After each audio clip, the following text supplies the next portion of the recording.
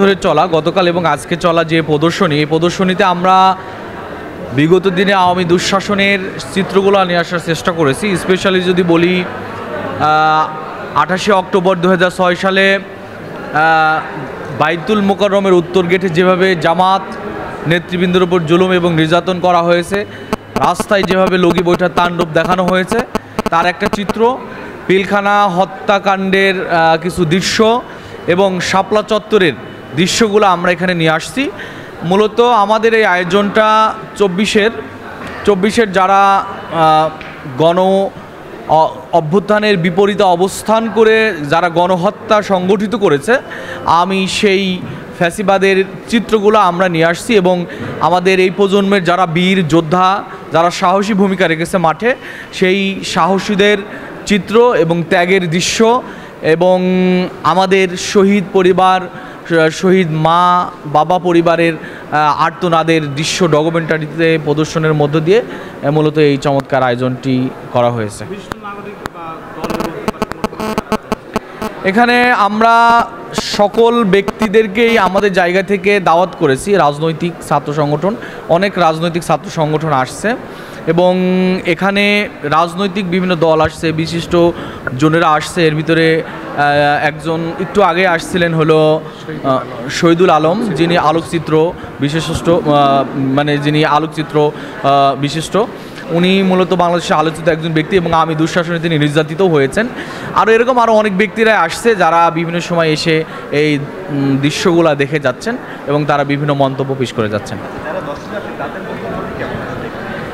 যারা দর্শনার্থী তাদের মন্তব্য হলো যে তারা এই দৃশ্য দেখার পরে তারা 24-এর আন্দোলনের এই যে দিনগুলোতে আন্দোলন চলমান ছিল, আন্দোলনের সময় যে উদ্দীপনা বা সাহসী বা বীরত্ব প্রদর্শনের যে ভূমিকা ছিল আমাদের এই প্রজন্মের, সেই স্পিরিটটা তারা এখান থেকে আবার নিচ্ছে এবং মানুষদের বিভিন্ন আবেদন আছে এটাকে আরও দীর্ঘদিন রাখা যায় কিনা এরকম প্রদর্শন, এই ধরনের কিছু রিকোয়েস্ট আমাদের কাছে আসছে।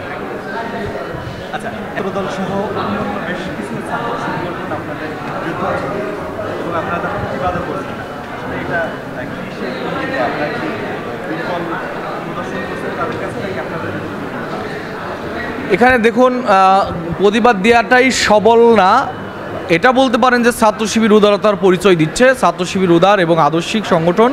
ছাত্র শিবির ঐক্য, সাম্য, ভালোবাসা, ভ্রাতৃত্ব সব কিছু ধারণ করে। যারা আমাদের বিরুদ্ধে বিভিন্ন অপপ্রচার বা বিভিন্ন কথা বলে আসছে, আমি যদি বলি তারা বিগত দিনে বাংলাদেশের ফ্যাসিবাদের যারা সৃষ্ট, ফ্যাসিবাদের যারা জন্মদাতা হাসিনা এবং তার দূষররা যে টোনে কথা বলতেন, ছাত্রলীগের সভাপতি যে টোনে কথা বলতো, সেই ধরনের টোন বা সেই ধরনের কথাই এখন এসে কথা বলছে। আমরা বলতে পারি যে বৈষম্য বিরোধী আন্দোলন হলেও, হাজার হাজার মানুষ শহীদ হলেও, অসংখ্য লক্ষ লক্ষ ভাইয়েরা আহত হলেও এখনও যে বৈষম্য যায়নি, বৈষম্যবাদীরা ভিন্ন রূপ নিয়ে আবার এসেছে, আমি মনে করি তার বহিঃপ্রকাশ ছাড়া আর কিছু নয়।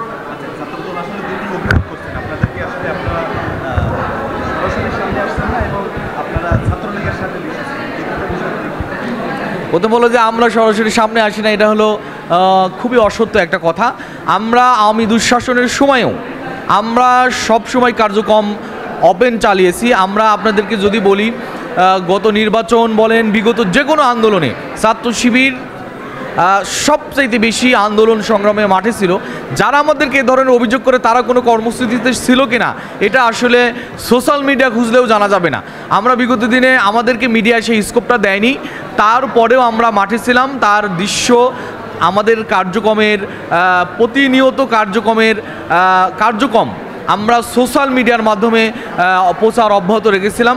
যদি কারো প্রয়োজন হয় যে আমরা ওপেন ছিলাম না, তাহলে আমাদের ওই কার্যক্রম কিভাবে আসে, আমরা তাদেরকে বলতে চাই যারা আমাদেরকে এই ধরনের অভিযোগ করেন তারা মিথ্যা একটা অপপ্রচার চালাচ্ছেন। তাদেরকে বলতে চাই যে আসুন, ছাত্র শিবির কী কার্যক্রমগুলো বিগত দিনে করেছে তা আপনারা একটু দেখুন, তাহলে আমার মনে হয় যে তাদের এই বক্তব্য ক্লিয়ার হবে। দ্বিতীয়ত হলো, এটাও আরেকটি ফ্যাসিবাদ বলে আমি মনে করি, যারা আমাদেরকে ট্যাগের একটা রাজনীতি শুরু করেছেন, যারা আমাদেরকে ট্যাগ দিচ্ছেন। বিগত দিনে এই ধরনের ট্যাগের রাজনীতি ছিল। আর আরেকটি প্রশ্ন ছিল কি, ভুলে গেছি। আচ্ছা, যারা আমাদেরকে ছাত্রলীগের সাথে সম্পৃক্ততা ছিল বলেন, তারা একটা সিঙ্গেল কোনো প্রমাণ দিতে পারবেন বলে